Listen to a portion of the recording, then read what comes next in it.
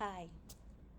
How many of you have served in the military or currently in the military? Thank you for your service. How many of you know someone who is in the military or who has served in the military?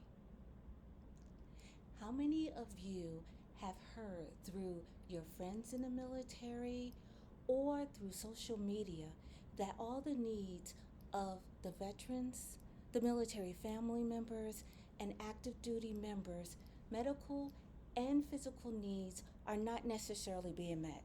And I say this simply because there's only so many doctors, there's only so many nurse practitioners and PAs that can see people in these facilities, in these military facilities.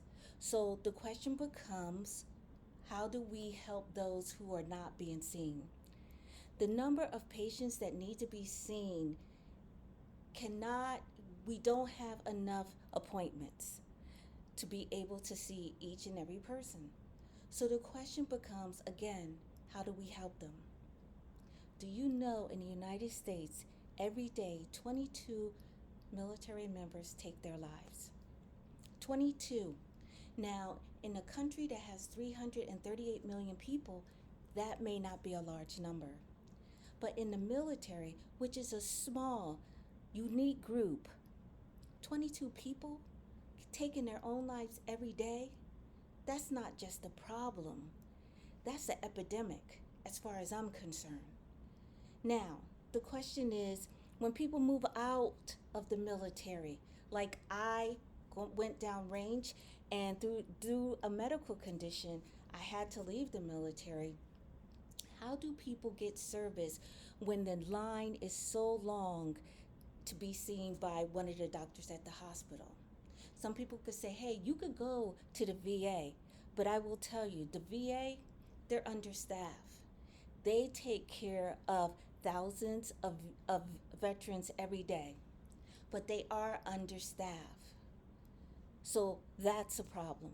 And we have veterans who live in rural communities who are entitled to the VA services that can't get that opportunity to get care because they don't have the transportation or they have no way to get to the VA to be seen. Now think about this. Active duty personnel. 1 in 6 active duty personnel is experiencing some type of mental health or physical problem that they are dealing with. That could be PTSD, that could be stress, that can be anxiety, that can be depression. It can be all of that for an individual. And again, how do we help these people?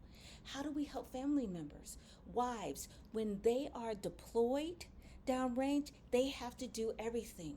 And when they come back, it's very awkward to put that military person back into the family.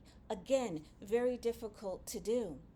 So the question becomes again, what can we do to help these people? Now, I'm thinking that it is possible to have a center available for active duty veterans and their family members in order to be seen. It's like one-stop shop. If you have a medical issue, we have family nurse practitioners that can see you. We have, they can assess, they can diagnose, and they can give medicine if you need it. And if there is something that we, as far as x-rays or something along those lines where we can't do it in-house, we have connections and we collaborate with other healthcare providers that we can send our patients to them so that they can be seen in order for us to get the results that we need in order to treat that person. And people who have mental health issues, again, we have psych nurse practitioners.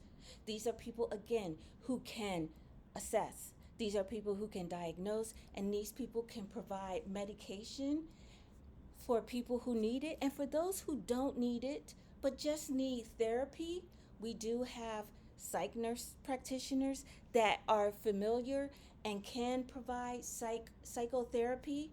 Some of them can provide CBT.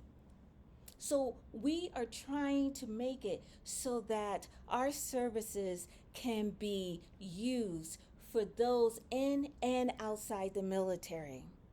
The purpose of our center is basically to fill in the gap and to provide quality care where it can benefit the patient in the long run.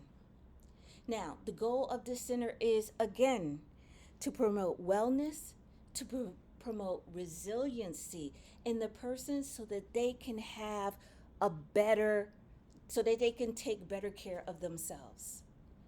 In our facility, evidence based practice will be central. And, in our facility, it is set up to meet the needs of the patient where they are and where they want to be. And by setting up a plan that basically fills the patient's needs, that can promote a better outcome in the future. Thank you.